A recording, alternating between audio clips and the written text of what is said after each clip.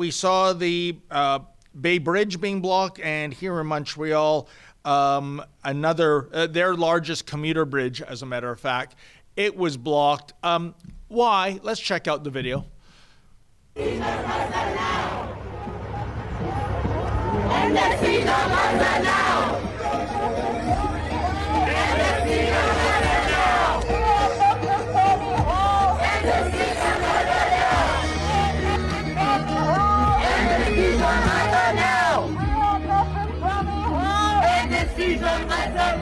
What do we want? Justice! What do we want? Justice! What do we want? Justice! When do we want it? Now! When do we want it? Now! When do we want it? Now! You know, Whose Drea, bank accounts got seized? oh, you must be reading my mind, or solitary confinement, or arrests, or demonization and vilification of the demonstrators. And I didn't hear it there, but I'm sure it was only a matter of time before the de rigueur from the river to the sea chant started going, which is code speak for the eradication of Israel right off the face of the planet. And yet, this is the problem I see, Drea, in, basically the Western world right now. As law enforcement, as political leaders continue to turn a blind eye, these people get more and more emboldened. And we saw the other night in Toronto at the book ceremony, the Giller Prize Awards, where that venue was crashed. At least there were some arrests, I understand, out of that. That's something good. And I've even heard rumors, and it might be just so much smoke, it might be a nothing burger, that these cats are going to target the Grey Cup game this Sunday.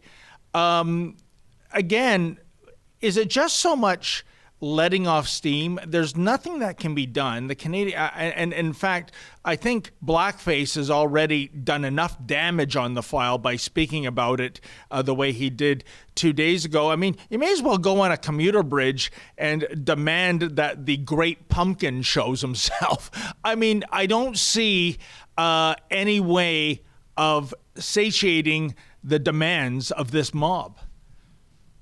Yeah, no, and on that bridge, you're seeing they're doing it all across, not even letting, half of it go by or anything like that. It's completely sort of a double standard. Obviously, there's a right to peacefully protest, but we have assaulting of police officers, blockading during busy traffic hours. What is happening here? I got to say it again. I've said it before. I'm getting a lot of Black Lives Matter vibes with this movement that's happening. And I think that I really started to see that when there was the ripping of the posters of hostages. There was not just one video, not just two, there were so many videos, and I'm sure they're still going, of people ripping down the hostages. It doesn't matter, again, if it's a baby or it's an elderly person. One of the hostages is a teenager who's in a wheelchair. I don't know if she still has her wheelchair, but I mean, this is sick. What's happening with this and sort of getting brushed off as righteous is again very concerning and frightening. Of course, it's not absolutely everybody, but we're seeing this increase happen because they're getting away with it. So yeah. Not surprising. Drea, I'm glad you raised the issue of the posters. I find this baffling and inexplicable. Those posters, they're not political statements.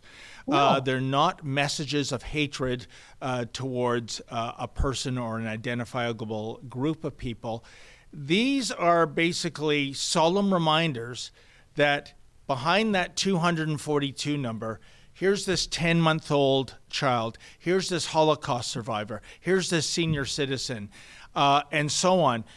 Why is it that those on the pro-Hamas side of the equation in Western cities are so triggered by the mere sight of these posters? And of course, I was going to say, look at this guy, but apparently it's a woman. Well, what's a woman?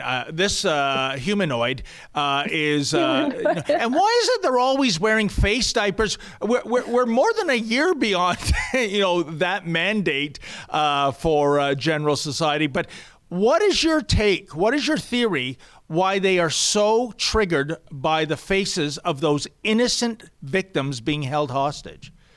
Again, they've got their label, their box that they're in, and they're sort of almost like, what do they call themselves? Comrades out on a mission. And so this is what they think they have to do. It's almost like there's a grooming. And you talk about the mask. Well, that's pushed out. I can't say specifically for the anti-Israel protests, but it wouldn't surprise me. But in other places, they're being told to wear masks to hide their face. They're being told to, if there's anybody you disagree with, find their license plate.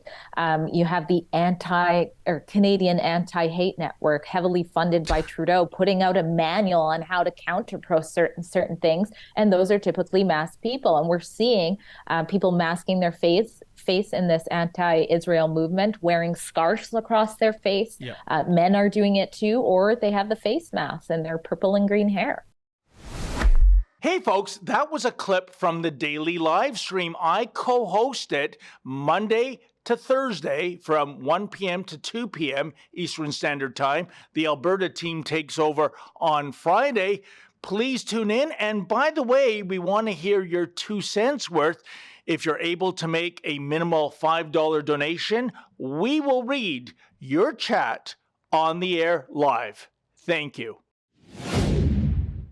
Do you want to start feeling like your pre-COVID self again? You're not alone. The wellness company's Spike Support Formula is an all-natural supplement to help people do just that. It was created by cardiologist Peter McCullough and his expert team of doctors to help the people experiencing effects from COVID and the you-know-what. Go to twc.health/rebel today.